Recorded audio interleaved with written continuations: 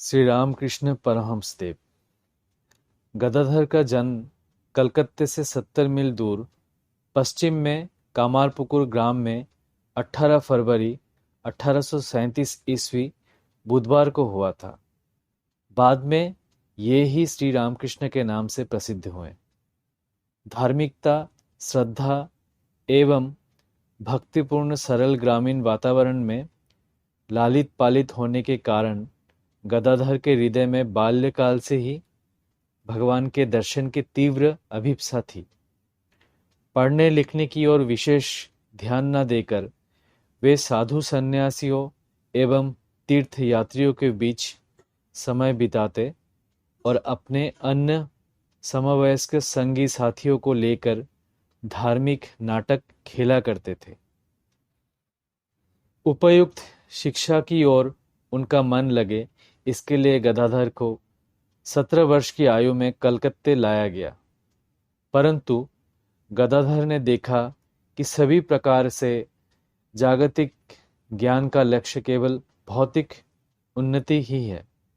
अतः उन्होंने मन ही मन संकल्प किया कि वे अपना जीवन केवल आध्यात्मिक ज्ञान की उपलब्धि में लगाएंगे, जिससे शाश्वत शांति की प्राप्ति निश्चित रूप से हो सके। अब परिस्थितियां कुछ इस प्रकार की होती गई कि अल्प समय के भीतर ही वे दक्षिणेश्वर स्थित काली मंदिर के पुजारी बन गए, जिसे कलकत्ते की एक धनी एवं धार्मिक विधवा रानी रासमणी ने बनवाया था। भगवान की पूजा करना उनकी रुचि का काम था। अतः उन्होंने अपने इस नए कार्य के कर्तव्य को बड़ी उमंग तथा उत्साहपूर्वक अपना लिया। धीरे धीरे उनकी पूजा अर्चना माँ जगदम्बा के साक्षात दर्शन के लिए एक उत्कट अभिलाषा के रूप में बदल गई। वे दिन रात प्रार्थना करते, ध्यान करते और माँ जगदम्बा के दर्शन के लिए फूट फूट कर रोते। दिन के बीत जाने पर वे रो रो कर कहते, हे माँ, और एक दिन बीत गया और अभी भी मुझे तेरा साक्षात्कार नहीं हुआ। वे बहुत कम भोजन करते और सोते प्रायः बिल्कुल नहीं थे। अंततः उन्हें भगवत दर्शन प्राप्त हुआ। श्री रामकृष्ण देव अब कठोर आध्यात्मिक साधनाओं में लग गए और उन्होंने हिंदू धर्म के विभिन्न पथों का अवलंबन करते हुए तथा ईसाई धर्म एवं इस्लाम के नियमों का पालन करते हुए सभी प्रकार से भगवान का साक्षात्कार किया। इस प्रकार विभिन्न रूपों में भगवान के साथ एकत्व का रसास्वादन श्री रामकृष्ण ने किया। कभी तो अपने को अद्वैत में संपूर्ण रूप से लय करके और कभी माँ जगदम्बा के शिशु संतान बनकर द्वैत के बाह्य रूप को रखते हुए। इन सब अनुभवों के बाद उन्होंने घोषणा की, मैंने देखा है कि भगवान एक ही है, जिनकी ओर सभी धर्म अग्रसर हो रहे हैं। जिन दिनों श्री रामकृष्ण इस आध्यात्मिक परमानंद का अनुभव कर रहे थे, तभी उसके गांव कामारपुकुर में एक जनश्रुति पहुंच चुकी थी कि वे पागल हो गए हैं। उनके इस पागलपन को ठीक करने के लिए उनकी माता तथा बड़े भाई ने उनका विवाह शारदा देवी के साथ करा दिया, जो अब श्री माँ शारदा के नाम से विख्यात है। किंतु ये विवाह कैसा विचित्र था। श्री रामकृष्ण वास्तव में उनको माँ जगदम्बा मानकर उनकी पूजा करते थे। एक बार श्री रामकृष्ण की पदसेवा करते हुए शारदा ने उनसे पूछा था, तुम मुझे किस दृष्टि से देखते हो?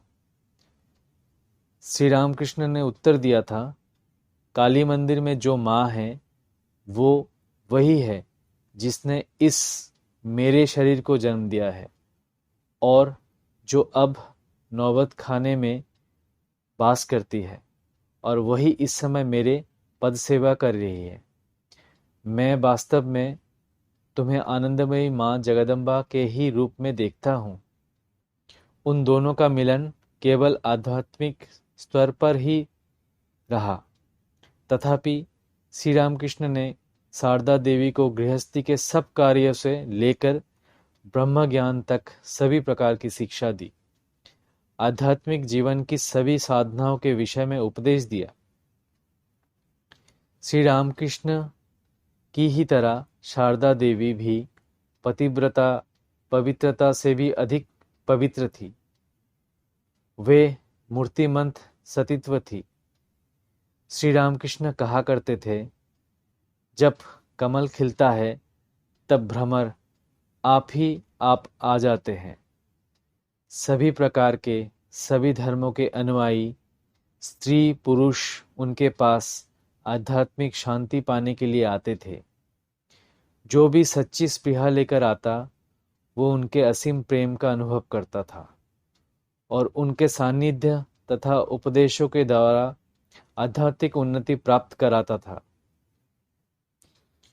उनका महाप्रयाण 16 अगस्त 1886 को हुआ, किंतु इसके पूर्व ही उन्होंने नवयुवक के एक दल का अपने आध्यात्मिक उद्देश्य को आगे बढ़ाने के लिए विशेष रूप से शिक्षित कर दिया था। श्री रामकृष्ण देव के महाप्रयाण के बाद इन नवयुवकों को ने संसार त्याग दिया और उनके नाम पर एक साधु संघ का गठन किया, जिसका उद्देश्य था अपनी व्यक्तिगत मुक्ति तथा समस्त जगत का हित। इनमें सबसे अधिक गतिशील तथा तेजस्वी थे स्वामी विवेकानंद, जिनके नेतृत्व में उन सब ने श्री रामकृष्ण के संदेश का भारत तथा अन्य देशों में प्रचार किया। स्थापकाय च धर्मस्य सर्वधर्म स्वरूपिणे अवतार वरिष्ठाय रामकृष्णाय ते नमः। धर्म के प्रतिष्ठाता सर्वधर्म स्वरूप सब अवतारों में श्रेष्ठ हे रामकृष्ण, तुम्हें प्रणाम। अमृतवाणी। भगवान, रात्रि के समय तुम आकाश में अनेक नक्षत्र देखते हो, परंतु सूर्योदय होने पर नहीं देखते। तो क्या इसी कारण तुम कह सकते हो कि दिन के समय आकाश में नक्षत्र नहीं होते? हे मानव, चूंकि तुम अपनी अज्ञान अवस्था में भगवान को देख नहीं पाते, इसी कारण ये न कहो कि भगवान नहीं है। भगवान के असंख्य नाम और अनंत रूप है, जिनके माध्यम से उनके निकट पहुंचा जा सकता है। जिस किसी भी नाम और रूप में उनकी पूजा करोगे, उसी के माध्यम से उन्हें प्राप्त कर लोगे। सत्य एक ही है, अंतर है नाम और रूप का। एक ही जलाशय के 3 या 4 घाट हैं, पर हिंदू पानी पीते हैं उसे जल कहते हैं, दूसरे पर मुसलमान उसी को पानी कहते हैं, और अंग्रेज तीसरे पर उसी को वाटर कहते हैं। तीनों का तात्पर्य एक ही वस्तु से है, भेद केवल नाम का है। इसी प्रकार कुछ लोग सत्य को अल्लाह के नाम से पुकारते हैं, कुछ गॉड कहकर, कुछ लोग ब्रह्म कहकर, कुछ काली कहकर, तो कुछ लोग राम, ईसा, दुर्गा तथा हरि नाम लेकर पुकारते हैं। कोई भी निश्चित रूप से ये नहीं कह सकता कि भगवान केवल ये है और कुछ नहीं। वे निराकार है और फिर साकार भी। भक्तों के लिए वे रूप धारण करते हैं, किंतु ज्ञानी की दृष्टि में वे अरूप ही हैं। जानते हो ये किस प्रकार है? सच्चिदानंद परब्रह्म एक अनंत समुद्र के समान है। तेज ठंडक के कारण समुद्र में यत्र तत्र बर्फ की चट्टानें तैयार हो जाती है। इसी प्रकार मानो अपने उपासकों की भक्ति की शीतलता के प्रभाव से अनंत अपने को शांत में रूपांतरित करता है और उपासकों के सम्मुख साकार भगवान के रूप में प्रकट होता है। दूसरे शब्दों में भगवान अपने भक्तों के सम्मुख शरीरधारी व्यक्ति के रूप में प्रकट होते हैं। पुनः जिस प्रकार सूर्योदय होने पर समुद्र के ऊपर की बर्फ पिघल जाती है, उसी प्रकार ज्ञान का उदय होने पर देहधारी भगवान फिर से अनंत एवं निराकार ब्रह्म में लय हो जाते हैं। तब साधक को ऐसा अनुभव नहीं होता कि भगवान एक व्यक्ति हैं और ना तब भगवान के रूप ही दिखाई देते हैं, परंतु ये ध्यान रखो कि साकार एवं निराकार दोनों एक ही सत्य के दो पक्ष हैं। एक बार एक मनुष्य जंगल में गया। वहां उसने एक वृक्ष पर एक सुंदर प्राणी देखा। बाद में उसने उसके विषय में एक मित्र से बताया और कहा, भाई, जंगल में एक वृक्ष पर मैंने एक लाल रंग का प्राणी देखा। मित्र बोला, मैंने भी उसे देखा है। तुम उसे लाल क्यों कहते हो? वो तो हरा है। एक तीसरे व्यक्ति ने कहा, अरे नहीं नहीं, तुम उसे हरा क्यों कहते हो? वो तो पीला है। इसके बाद अन्य लोग उस जंतु को बैंगनी, नीला या काला कहकर वर्णन करने लगे। अब इस रंग की बात को लेकर उनमें झगड़ा होने लगा। अंत में वे उस वृक्ष के पास पहुंचे और उन्होंने एक व्यक्ति को उसके नीचे बैठा देखा। उनके प्रश्नों के उत्तर में उसने कहा, मैं इसी वृक्ष के नीचे रहता हूं और उस जंतु को खूब अच्छी तरह जानता हूं। तुम लोग उसके विषय में जो कुछ कह रहे हो वो सब सत्य है। कभी वो लाल होता है, कभी हरा, कभी पीला, कभी नीला और कभी अन्य अन्य रंगों का। वो गिरगिट है। कभी कभी मैं देखता हूं कि उसका कोई भी रंग नहीं है। इसी प्रकार जो निरंतर भगवान का चिंतन करता है वो उनके रूपों तथा अवस्थाओं को जान सकता है। भगवान के अपने गुण हैं, साथ ही वे निर्गुण भी हैं। केवल वही व्यक्ति जो वृक्ष के नीचे रहता है जानता है कि गिरगिट विभिन्न रंगों में दिखाई दे सकता है और कभी-कभी एकदम रंगहीन हो जाता है। दूसरे लोग जो पूरे सत्य को नहीं जानते परस्पर झगड़ा करते रहते हैं और कष्ट पाते हैं। भगवान निराकार है और साकार भी। फिर वे इन दोनों अवस्थाओं के परे जो हैं वो भी हैं। केवल वे ही स्वयं जानते हैं कि वे क्या क्या हैं। जो लोग उनसे प्रेम करते हैं उनके लिए वे नाना प्रकार से नाना रूपों में स्वयं को व्यक्त करते हैं, किंतु निश्चय ही वे साकार अथवा निराकार की सीमा से आबद्ध नहीं हैं। भगवान साकार हैं, साथ ही निराकार भी। एक बार एक सन्यासी जगन्नाथ मंदिर में आया।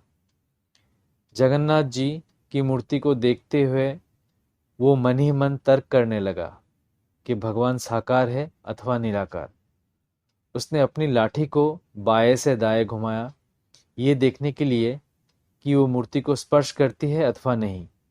लाठी ने कुछ भी स्पर्श नहीं किया। उसने समझ लिया कि उसके सामने कोई मूर्ति नहीं है और वो इस सिद्धांत पर आया कि भगवान निराकार है। दूसरी बार लाठी को दाएं से बाएं घुमाया। इस बार लाठी ने मूर्ति को स्पर्श किया। सन्यासी ने समझ लिया कि भगवान के रूप हैं। इस प्रकार उसने अनुभव कर लिया कि भगवान साकार भी हैं और निराकार भी। अग्नि के कोई एक आकार नहीं है, परंतु जलते अंगारों के रूप में उसके विभिन्न आकार हो जाते हैं। इस प्रकार निराकार अग्नि आकार युक्त दिखाई देती है। इसी प्रकार निराकार भगवान भी नाना स्थूल रूप धारण कर लेते हैं। सूर्य पृथ्वी से कई गुना बड़ा है, परंतु बहुत दूर होने के कारण वो केवल एक थाली जैसा प्रतीत होता है। इसी प्रकार भगवान अनंत हैं, किंतु उनसे बहुत दूर होने के कारण हम उनकी वास्तविक महिमा का अनुभव नहीं कर पाते। निर्गुण और सगुण, ब्रह्म और शक्ति, इन दोनों में कोई भेद नहीं है, दोनों एक ही हैं। भगवान जब निष्क्रिय अवस्था में होते हैं, अर्थात जब वे सृष्टि स्थिति एवं संहार के कार्य में रत नहीं रहते, तब हम उन्हें ब्रह्म कहते हैं। किंतु जब वे इन कार्यकलापों में लगे रहते हैं, तब हम उन्हें काली अथवा शक्ति कहते हैं। जिस प्रकार एक ही सब्जी को उबालकर, तलकर, सूखी या रस्सेदार सब्जी बनाकर खाया जा सकता है और प्रत्येक व्यक्ति की अपनी अलग अलग पसंद होती है, उस प्रकार विश्वनियंता ईश्वर एक होते हुए भी अपने उपासकों की विभिन्न रुचि के अनुसार भिन्न भिन्न रूपों में प्रकट होते हैं। प्रत्येक साधक की भगवान के विषय में अपनी धारणा होती है, जिसे वो सबसे अधिक मूल्य देता है। किसी की दृष्टि में वे दयालु स्वामी हैं अथवा वात्सल्यपूर्ण पिता या मधुर हासिनी माँ हैं। किसी की दृष्टि में वे सुहृद सखा है, तो किसी के लिए वे धर्मपरायण पति अथवा कर्तव्यनिष्ठ एवं आज्ञाकारी पुत्र हैं। भगवान चीनी के पर्वत के समान है। एक छोटी सी चींटी उसमें से चीनी का एक छोटा कण ले जाती है तथा उससे बड़ी चींटी कुछ बड़ा कण, किंतु फिर भी चीनी का पर्वत जैसे का वैसा ही बना रहता है। भगवान के भक्त चींटियों के समान हैं। भगवान के एक ही दिव्य भाव को पा वे आनंद में विभोर हो जाते हैं। उनके समस्त ऐश्वर्य एवं भावों की कोई भी अपने भीतर धारणा नहीं कर सकता। जिस प्रकार शीशे का टुकड़ा पारे के पात्र में पड़ने पर शीघ्र ही उसमें घुल जाता है, उसी प्रकार जीवात्मा एवं जब ब्रह्म समुद्र में गिरता है, तो अपने सीमित अस्तित्व को खो उस समुद्र में गलकर समा जाता है। जल और जल का बुलबुला वस्तु तो एक ही है। बुलबुला जल से ही उत्पन्न होता है, जल ही पर रहता है और अंत में जल ही में समा जाता है। उसी प्रकार जीवात्मा तथा परमात्मा वस्तु तो एक ही है, उनमें केवल उपाधि के तारतम्य का है। एक पराधीन है, दूसरा स्वाधीन। ईश्वर और जीव का संबंध वैसा ही है जैसा चुंबक और लोहे का। तब फिर ईश्वर जीव को आकर्षित क्यों नहीं करते? जिस प्रकार अत्यधिक कीचड़ में लिपटा हुआ लोहा चुंबक के द्वारा आकर्षित नहीं होता, उसी प्रकार अत्यधिक माया में लिप्त जीव ईश्वर के आकर्षण का अनुभव नहीं करता। किंतु जिस प्रकार पानी से कीचड़ के धुल जाने पर लोहा चुंबक की ओर खींचने लगता है, उसी प्रकार अविरत प्रार्थना तथा पश्चाताप के अश्रुओं के द्वारा संसार बंधन में डालने वाली माया का वो कीचड़ जब धुल जाता है, तो जीव शीघ्र ही ईश्वर की ओर आकर्षित होने लगता है। धन्यवाद।